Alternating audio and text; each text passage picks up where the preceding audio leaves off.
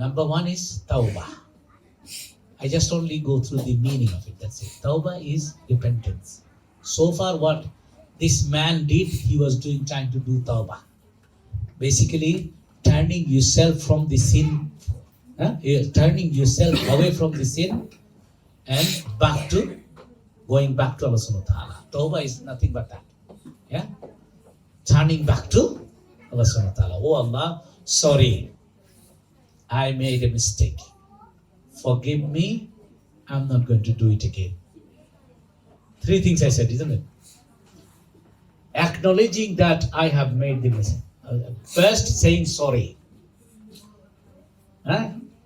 Number 2 is asking for forgiveness.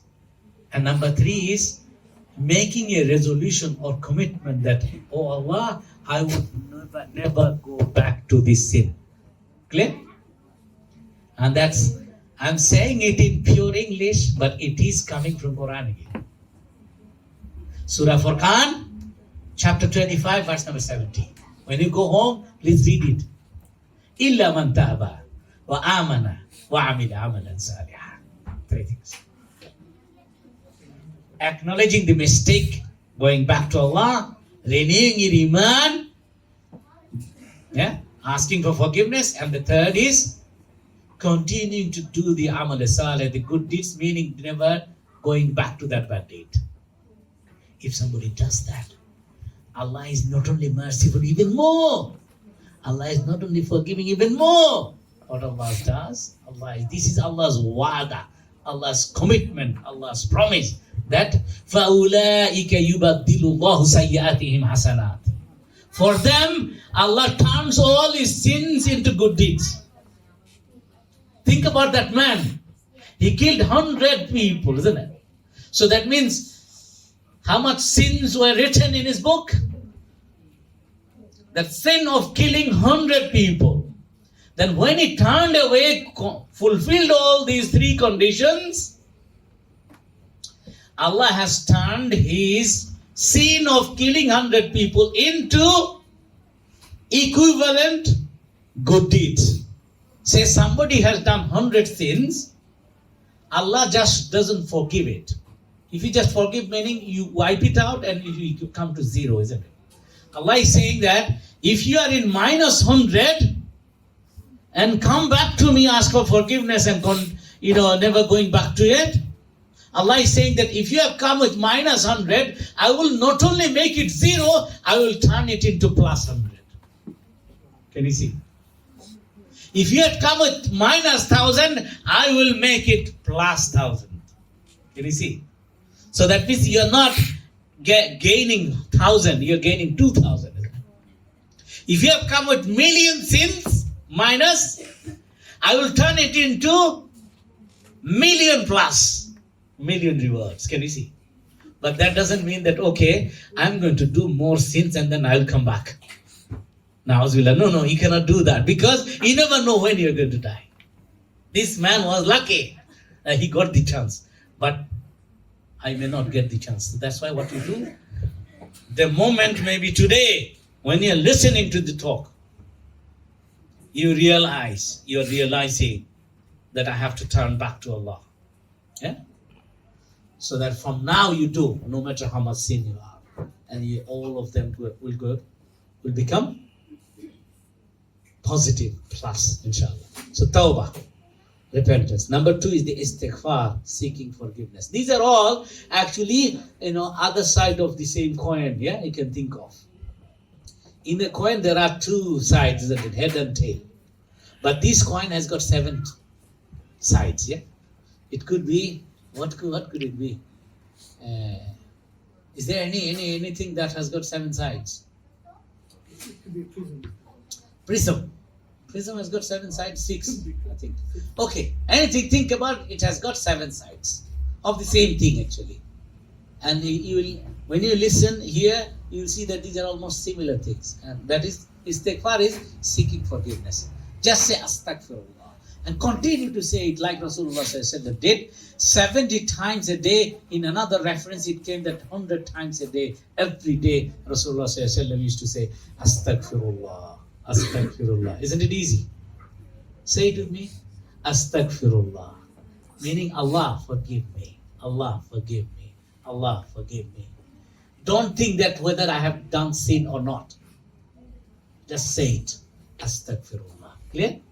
Number 3, isti'aza, meaning seeking Allah's protection, which we did already. A'udhu billahi minash shaitanir rajim. Wa imma yanzaghannaka minash shaitani nazghun fasta'iz billah. Whenever the shaitan, the devil, the iblis gives you the waswasa, the whisper, nazak, yeah? Then what you do? You say, A'udhu billah. Oh Allah, I seek your protection. Okay? Number 4 is make dua. Continue to do dua. Oh Allah, help me, help me, help me, help me to become good, to get something good, to get something better, to become prosperous, to become happy, to become content with whatever I have. Yeah? Number 5 is doing the mujahada. In order to do this, you have to put some effort, isn't it? And this putting the effort is called mujahada. Juhud.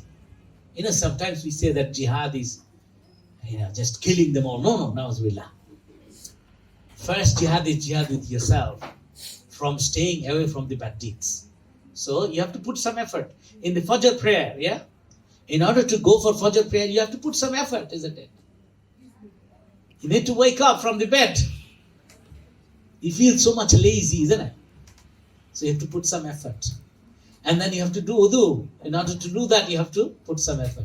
And then you have to go to the masjid. To do that, you have to put some effort. All these are called mujahada. What is it called? Mujahada, striving, putting effort, utmost effort. Number 6, when you do all this, repentance, seeking forgiveness, seeking Allah's protection, and putting constant effort to move away from the bad deeds and doing good deeds, while doing all 5 things, you need to have the tawakkul, the complete trust on Allah. Because you know that He is all merciful. He is all forgiving. So have the trust on Allah. Never lose the trust that maybe Allah wouldn't help me. Na'uzubillah. Or maybe Allah wouldn't forgive me. Na'uzubillah. Clear? Okay, have trust on Allah. And this last one is have sabr. Have patience. That Allah would answer to your call at the time when He would feel the best for you. Clear? A young man, when he became 14 years, and he is thinking that I want to get married to Allah. Can it not happen, sisters? Yeah? Just recently a young boy of age 20 is in the university. He has become crazy. I'm asking my mom and dad to get me married, And then I'm just giving him advice. Have sabr. Inshallah, you will get married. Allah has already accepted your dua, but He will give you at the right time. If you are not married now, maybe this is not your right time, but don't think that Allah has not accepted your dua. Allah accepted it, but Allah would give you at the right time. Say, for example, you were asking for a trainer of 100 pounds, yeah, or 150. The other day I went to the shop, I said, when I look at the trainer, I don't like it. It says 199 pounds. I was thinking, SubhanAllah, who is going to buy this? It doesn't look nice at all. Do you not see this kind of trainers, isn't it? That unnecessarily, it seems like it is unnecessarily they're putting it too much high price, isn't it? And then some people, when they see that, okay, this thing, it is more expensive and they feel that it is better. Some people have got that tendency, isn't it? And they want to buy that. So now, think about a trainer that you loved. You want to get it. And then you asked your dad. And then your dad said that, inshallah, I'm going to buy it. Then what you have to do? You have to have patience. If you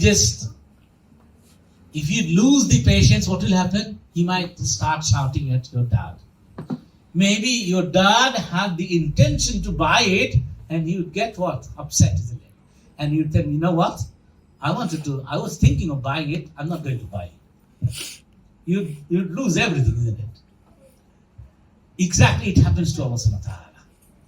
When we ask anything to Allah, Allah accepts it immediately. But to give it, Allah chooses the most suitable time for you. Because we don't know what is the most suitable time and what is the most suitable thing that we know, isn't it?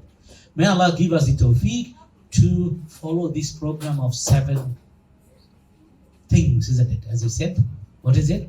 Repentance, seeking forgiveness, seek Allah's protection, seeking assistance of Allah, making dua, and the constant effort to be on the right path, and having complete trust on Allah, and then finally exercising, having the patience, inshallah. May Allah give us the tawfiq to attain all these good qualities. Wa akhiru da'wa, alhamdulillahi rabbil alameen. Assalamu alaikum wa rahmatullah.